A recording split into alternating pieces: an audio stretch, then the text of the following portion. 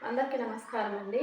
అంగన్వాడీలో 14,236 పోస్టులు వేకెన్సీస్ అయితే ఉన్నాయని అయితే ఇచ్చారు గదా! ఇప్పుడు మన తెలంగాణ రాష్ట్రం మొత్తాన 14,236 పోస్టులు ఉన్నాయి గదా!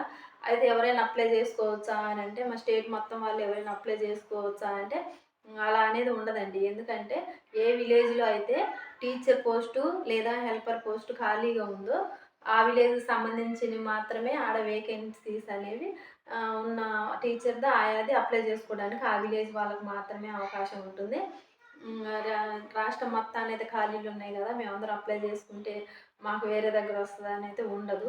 అంగన్వాడీ టీచర్‌ని, హెల్పర్‌ని మాత్రం కంపల్సరీగా ఉన్న ఊర్లోనే తీసుకుంటారు గాబట్టి, మీరు ఆ ఊరు కోడలై ఉండాలి. మీరక్కడ కోడలై ఉన్నట్టయితే మీకు పోస్ట్‌కనేది అర్హులవుతారు. మీ అన్ని ఆధార్ కార్డు, రేషన్ కార్డులు గాని అన్నీ చూస్తారు గాబట్టి, మీ మ్యారేజ్ అయిందా? పిల్లలున్నారా? లేదా? విలేజ్‌లోనే నివాసం ఉంటున్నారా? లేదా? అనేది కూడా చూస్తారు. అయితే ఇంతకుముందయితే అప్లికేషన్ అనేది మేము మామూలుగా అప్లై చేసుకునేవాళ్ళు. మాకు ప్రాజెక్ట్ ఆఫీస్ ఉంటుంది.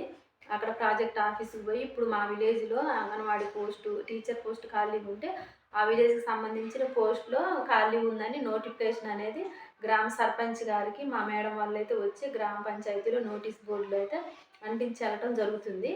అప్పుడు ఆ నోటీస్ బోర్డ్ అంటించినప్పుడు టీచర్ పోస్ట్ గానీ, హెల్పర్ పోస్ట్ గానీ ఖాళీగా ఉన్నట్లయితే ఫార్మ్స్ అనేవి ఎవరెవరు అప్లై చేసుకుంటారో వాళ్ళు ఇంతకుముందైతే మేము ప్రాజెక్ట్ ఆఫీస్‌కెళ్ళి అక్కడ ఇచ్చి అప్లికేషన్ అనేది అక్కడ ఇచ్చి రావటం జరిగింది. ఈసారి నోటిఫికేషన్ ఎలా ఉంటదో మరి ఆన్‌లైన్‌లో ఉంటదో లేదా మాన్యువల్‌గా తీసుకుంటారో తెలీదు. అయితే కంపల్సరీగా మీ ఊర్లో ఖాళీ పోస్ట్ ఉండాలి. అంగన్వాడీ పోస్ట్ ఖాళీ ఉంటేనే మీరు అప్లై చేసుకోవడానికి అవకాశం ఉంటుందన్నట్టు. ఒకవేళ మీ దగ్గర టీచర్ ఉండి, ఆయమ్మ ఉండి ఒక సెంటర్ ఉంటే మాత్రం మీకు అవకాశం ఉండదు. లేదా వేరే కొత్త సెంటర్స్ పెట్టినా గానీ, ఆ కొత్త సెంటర్‌లో అయినా అప్లై చేసుకోవడానికి అవకాశం ఉంటుంది. దీన్ని చూసి మీ విలేజ్‌లో ఏమైనా ఖాళీగా ఉంటే మాత్రం అప్లై చేసుకోవడానికి ట్రై చేయండి. నేను అంగన్వాడీకి సంబంధించిన వీడియోస్ ఇంకా చేస్తానండి.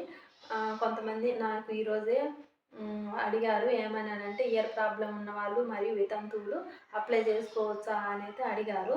వీటికి సంబంధించింది కూడా నేను వీడియో చేస్తాను. రేపు గాని, ఎల్లుండి గాని. ఇలా ఏదో ఒక వీడియో అయితే నేను చేస్తూ మీకు ఇన్ఫర్మేషన్ అయితే తెలియజేస్తాను. నా ఛానల్ సబ్స్క్రైబ్ చేసుకోండి. నా వీడియోస్ మీకు డైలీ వస్తూ ఉంటాయి.